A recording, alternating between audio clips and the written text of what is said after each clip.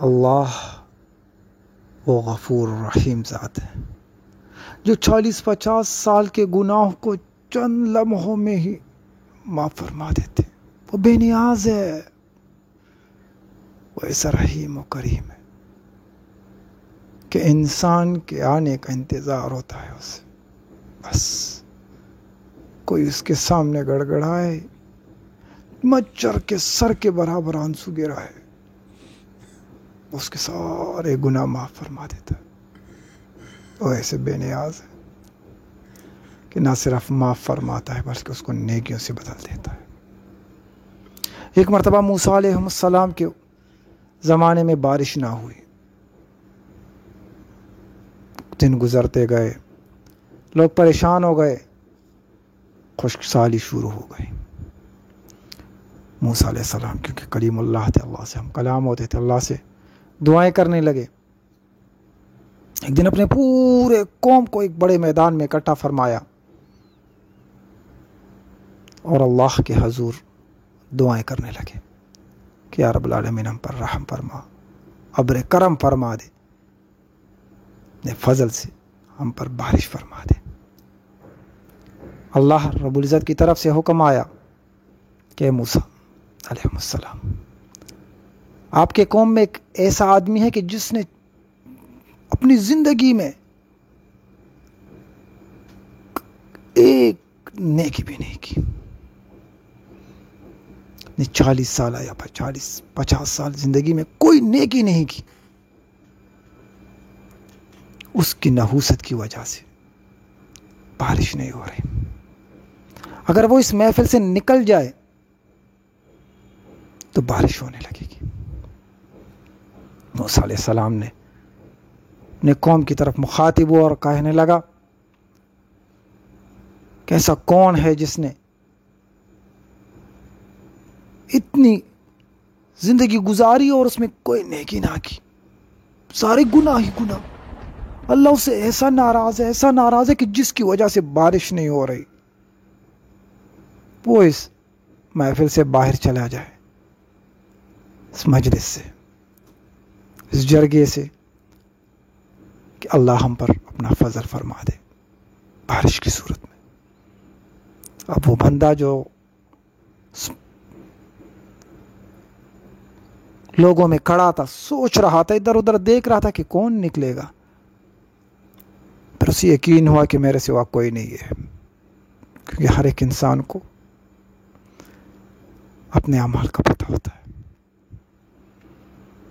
اور وہ دل ہی دل میں اللہ سے اپنی عزت کے لیے معافی مانگنے لگا کہ میں اس محفل سے نکلوں گا تو میری بے عزتی ہوگی. اللہ کے خوف کی وجہ سے نہیں، گناہوں پہ ندامت کی وجہ سے نہیں، اپنی عزت کی وجہ سے کہ میں اس محفل سے باہر جاؤں گا تو میری بے عزتی ہوگی، بدنامی ہوگی، لوگوں کی نظروں میں آ جاؤں گا. اللہ سے توبہ کی کہ اللہ بس میری توبہ قبول فرما دے اور میری عزت رکھ دے. اب اس نے یہ چند لمحے ہی تو لگے، چند سیکنڈ، چند لمحے، اور اللہ کی طرف سے بادل آئے اور برسنے لگے. موسیٰ علیہ السلام نے اللہ سے کہا اے اللہ قربان جاؤں، آپ نے تو فرمایا تھا کہ اس محفل میں ایک ایسا بندہ ہے جس کی نحوست کی وجہ سے بارش نہیں ہوگی، جب تک وہ نہیں نکلے گا تو بارش نہیں ہوگی. اے اللہ یہاں سے تو کوئی نہیں گیا، اس محفل سے تو کوئی باہر نہیں گیا. اللہ نے کہا اس بندے نے مجھ سے صلح کر لی اور اس کے صلح کی وجہ سے میں نے بارش برسا دی، یعنی جس کی وجہ سے بارش روکی تھی اسی کی وجہ سے برسا دی. اس نے کہا اے اللہ مجھے وہ بندہ تو دکھا دے. اللہ نے کہا اے موسیٰ جو میری مخالفت میں ساری زندگی گزار گیا، میں نے اس کو کبھی بدنام نہیں کیا، اس کی گناہ کی وجہ سے اب تو اس نے صلح کر دی. یہ میرے بندے کے درمیان میں معاملہ ہوتا ہے، تو اللہ اللہ اللہ قربان جاؤں ایسے رب کی. کہتے ہیں نا کہ قیامت کے دن اللہ ایک بندے پر اپنے رحمت کی چادر ڈال دے گا اور اس کو قریب کر لے گا، ایک گناہگار بندے کو، میرے جیسے گناہگار بندے کو، اور اللہ اس کے سامنے اس کے گناہوں کی کتاب کھول دے گا. اس کی چھوٹی چھوٹی گناہ اس کو یاد دلاتا رہے گا، یہ گناہ تم نے کیا تھا، اے اللہ بس نہ سمجھ تھا، ہو گیا، یہ گناہ تم نے کیا تھا. اللہ گناہ اس کو بتاتا جائے گا اور وہ دل میں نادم ہوتا جائے گا، شرمندہ ہوتا جائے گا. لیکن جب اللہ اسے کہہ دے گا نا، جہاں میں نے تجھے بخش دیا اور یہ گناہ میں نے تمہاری نیکیوں سے بدل دیے. جو صحابی یہ حدیث فرما رہے تھے وہ کہہ رہے تھے جب حضور صلی اللہ علیہ وسلم یہ فرما رہے تھے تو مفہوم ہے اس حدیث کا کہ وہ مسکرانے لگے، کیونکہ وہ بندہ اللہ سے کہے گا کہ اللہ میرے تو بڑے بڑے گناہ بھی ہے، آپ ان چھوٹوں کے بدلے مجھے نیکی دے رہے، جو میرے بڑے بڑے گناہ ہیں وہ تو آپ نے چھوڑ ہی دیے.